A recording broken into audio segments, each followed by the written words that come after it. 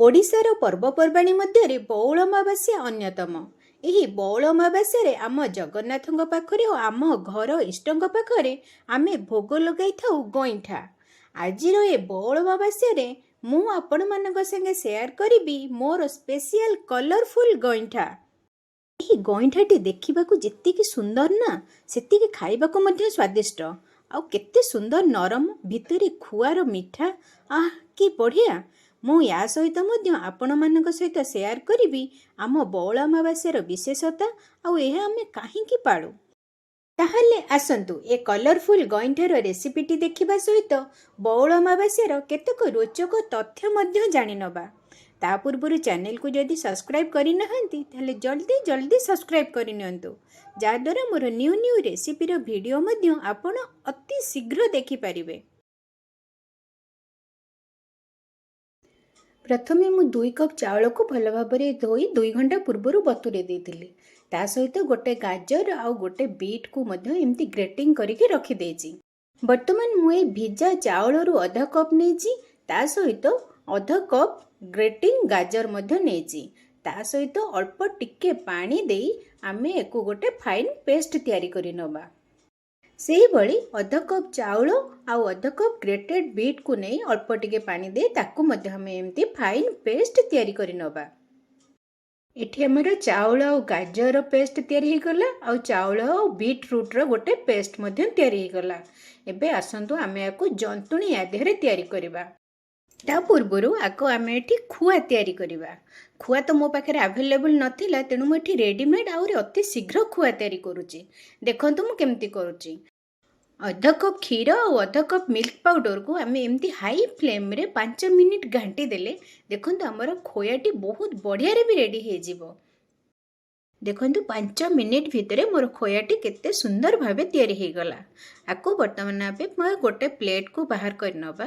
ସେଇ କରେଇରେ ଏବେ ଆମେ ଯେଉଁ ବାଟିଥିଲେ ଗାଜର ଆଉ ଚାଉଳର ପେଷ୍ଟ ଆଉ ବିଟ୍ରୁଟ୍ ଆଉ ଚାଉଳର ପେଷ୍ଟ, ତାକୁ ଆମେ ଏବେ ଜନ୍ତୁଣି ତିଆରି କରିବା। ତ ପ୍ରଥମେ ମୁଁ ଆଧ କପ୍ ପାଣି ନେଇ ତା ଦେହରେ ଗୋଟେ ଚାମଚ ଚିନି ଆଉ ଟିକେ ଲୁଣ ଦେଇ ପାଣିକୁ ପୁରା ବଏଲ୍ ହେବାକୁ ଛାଡ଼ି ଦେଇଛି। ତାପରେ ଗାଜରର ଜନ୍ତୁଣି ଆଗ ତିଆରି କରି ନେବା। ତ ପାଣି ପୁରା ବଏଲ୍ ହେଇଗଲା ପରେ ଗାଜର ଜନ୍ତୁଣିକୁ ଏମିତି ପକେଇବା ଆଉ ତାକୁ କଣ୍ଟିନ୍ୟୁଅସ୍ ଘାଣ୍ଟିବା ଯେପର୍ଯ୍ୟନ୍ତ ଆମର ପେଷ୍ଟଟି ପୁରା ଗୋଟେ ଡୋ ଆକାରର ନ ହେଇଯାଇଛି। ଏବେ ଦେଖନ୍ତୁ ଆମର ପେଷ୍ଟଟି ପୁରା ଗୋଟେ ଡୋ ହେଇଗଲାଣି। ଆମେ ଟିକେ ଓଦା ହାତ ମାରିକି ଦେଖିବା, ଯଦି ଆମର ଡୋଟି ହାତରେ ଲାଗୁନି ତାହେଲେ ଆମର ପରଫେକ୍ଟଲି ଡୋ ହେଇଯାଇଛି। ଏବେ ଗାଜର ଆଉ ଚାଉଳର ଡୋକୁ ଆମେ ଗୋଟେ ପ୍ଲେଟ୍କୁ ବାହାର କରି ନେବା। ତାପରେ ବିଟ୍ରୁଟ୍ ଆଉ ଚାଉଳର ଡୋ ତିଆରି କରିବା। ସେହିଭଳି ଅଧା କପ୍ ପାଣି, ଗୋଟେ ଚାମଚ ଚିନି ଆଉ ଅଳ୍ପ ଟିକେ ଲୁଣ ପକାଇ ତାକୁ ପୁରା ବଏଲ୍ ହେବାକୁ ଦେବା। ବଏଲ୍ ହୋଇଗଲା ପରେ ଆମେ ବିଟ୍ରୁଟ୍ ଚାଉଳର ପେଷ୍ଟକୁ ଏମିତି ଢାଳି କଣ୍ଟିନ୍ୟୁଅସ୍ ଘାଣ୍ଟିବା, ଯେମିତି ଆମର ଗାଜରର ଡୋ ତିଆରି କରିଥିଲେ। ଜାଣିଛନ୍ତି, ପୁଷ ମାସ ଅମାବାସ୍ୟାକୁ ଆମେ ବଉଳ ଅମାବାସ୍ୟା କରୁ। ଆଉ ସେହି ସମୟରେ ଆମ୍ବ ଗଛ ପୁରା ନବପଲ୍ଲବିତ ହୋଇଥାଏ, ବଉଳରେ ଭର୍ତ୍ତି। ଆମ୍ବ ହେଉଛି ଫଳମାନଙ୍କର ରାଜା, ଆଉ ପ୍ରକୃତି ରାଣୀକୁ ସମ୍ମାନ ଦେବା ପାଇଁ ଆମେ ଆମ୍ବ ଗଛ ଓ ତାର ବଉଳକୁ ଆମେ ପୂଜା କରିଥାଉ। ଏହି ଦିନ ଆମ ଜଗନ୍ନାଥଙ୍କ ପାଖରେ ଆଉ ଆମ ଘର ଇଷ୍ଟଙ୍କ ପାଖରେ ଏହି ଗଇଁଠା ତିଆରି ହିଁ ପୂଜା ହୁଏ। ଆଉ ୟାର ଆଉ ଗୋଟେ ବିଶେଷତ୍ୱ ହେଲା, ଏହି ଦିନ ଆମର ଜଗନ୍ନାଥ ମନ୍ଦିରରେ ଅମାବାସ୍ୟା ନାରାୟଣ ବୋଲି ସିଏ ପାଲିଙ୍କିରେ ଯାଆନ୍ତି ମହୋଦଧିକୁ। ଆଉ ଏଇ ମହୋଦଧିରେ ଯାଇ ସେଠି ମହୋଦଧିର ଆଳତି ହୁଏ। ପୁଷ ମାସ ଅମାବାସ୍ୟାରେ ମହୋଦଧିର ଆଳତି ଆମର ଅମାବାସ୍ୟା ନାରାୟଣଙ୍କ ସାମ୍ନାରେ ହୁଏ। ଆଉ ଏଇଟା ହେଉଛି ଦେଖିବାକୁ ବହୁତ ଭଲ ଲାଗେ। ବର୍ତ୍ତମାନ ମୁଁ ଖୋଆକୁ ଚକଟିକି ତା ଦେହରେ ଏମିତି ଛୋଟ ଛୋଟ ଗୁଳା କରିଦେଇଛି। ତାପରେ ଆମେ ଗାଜରର ଗୋଟେ ଗୋଟେ ଗୁଳା ତିଆରି କରିବା ଆଉ ଏଇ ଖୋୟାକୁ ତା ଭିତରେ ଷ୍ଟଫିଂ ଦେବା। ଜାଣିଲେ ନା ମୁଁ ଖୋୟା କ'ଣ ପାଇଁ ତିଆରି କରିଥିଲି? ଏଇଭଳି ଆମେ ପାଣି ହାତ ହେଇ ଗାଜର ଡୋରେ ମଝିରେ ଖୋୟାର ଷ୍ଟଫିଂ ଦେଇ ଆମେ ଏମିତି ବଲ୍ ତିଆରି କରିବା। ଆଉ ଯଦି ଆପଣଙ୍କ ପାଖେ ଛାଞ୍ଚ ଅଛି, ବିଭିନ୍ନ ପ୍ରକାର ଛାଞ୍ଚରେ ବିଭିନ୍ନ ପ୍ରକାର ସେପ୍ର ମଧ୍ୟ ଆପଣ ତିଆରି କରିପାରିବେ। ମୁଁ କିନ୍ତୁ ଏଇଭଳି ତିଆରି କରିଛି। ସେମିତି ଗାଜରର ଡୋରେ ଆଉ ବିଟ୍ରୁଟ୍ର ଡୋରେ ମଝିରେ ଖୋଆ ଦେଇ ଆମେ ସବୁଗୁଡ଼ିକୁ ଏଇଭଳି ତିଆରି କରି ନେବା। ବର୍ତ୍ତମାନ ଦେଖନ୍ତୁ ତ ମୁଁ ଗାଜରର ଡୋରେ ଆଉ ବିଟ୍ରୁଟ୍ର ଡୋରେ କୋଉ ଭଳିଆ ସେପ୍ରେ ସବୁ ତିଆରି କରି ନେଇଛି। ବର୍ତ୍ତମାନ ଆମେ ଏସବୁ ଗଇଁଠାକୁ ଷ୍ଟିମ୍ କରିବା। ସେଥିପାଇଁ ମୁଁ ଆଗରୁ ଗୋଟେ ଷ୍ଟିମର ରେଡ଼ି କରିଦେଇଛି। ବର୍ତ୍ତମାନ ଗୋଟେ ଥାକରେ ମୁଁ ଗାଜରର ଗଇଁଠାକୁ ଷ୍ଟିମ୍ କରିବି, ଆଉ ଗୋଟେ ଥାକରେ ମୁଁ ବିଟରୁଟ୍ର ଗଇଁଠାକୁ ଷ୍ଟିମ୍ କରିବି। ଏଇଥିପାଇଁ କରିବା କାଳେ ବିଟରୁଟ୍ର କଲର୍ ବାହାରି ଆମର ଗାଜର ଗଇଁଠାରେ ଲାଗିଯିବ। ସେଥିପାଇଁ ଆମେ ସେପାରେଟଲି ଦୁଇଟାକୁ ଷ୍ଟିମିଂ କରିବା ଆଉ 5 ମିନିଟ୍ ହାଇ ଫ୍ଲେମ୍ରେ, ବେଶୀ ସମୟ କରିବାନି।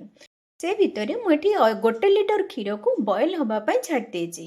ଆଉ ବଏଲ୍ କରି କରି ତାକୁ ଆମେ ପୁରା 1/2 ଲିଟର କ୍ଷୀରକୁ ଆଣିବା, ଯେମିତି ଆମର କ୍ଷୀରଟି ଟିକେ ଗାଢ଼ା ହେଇଯିବ। ଏଠି ମୋର କ୍ଷୀର ପ୍ରାୟ କମି ଆସିଲାଣି। ବର୍ତ୍ତମାନ ମୁଁ ୟା ଦେହରେ ମିଠା ପାଇଁ ଚିନି ଦେଇଛି, 3 ରୁ 4 ଚାମଚ ଚିନି ଦେଇଛି।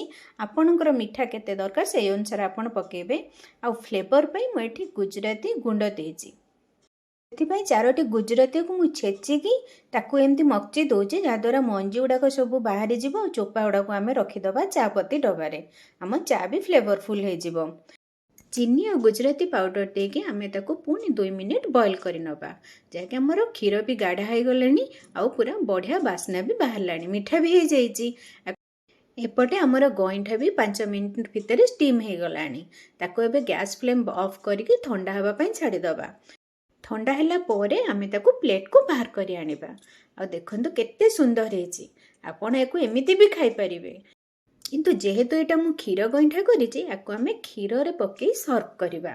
କ୍ଷୀର ତ ବହଳିଆ ହେଇଯାଇଛି, ତାକୁ ଆମେ ଗୋଟେ ବାଉଲରେ କ୍ଷୀର ବାହାର କରିବା।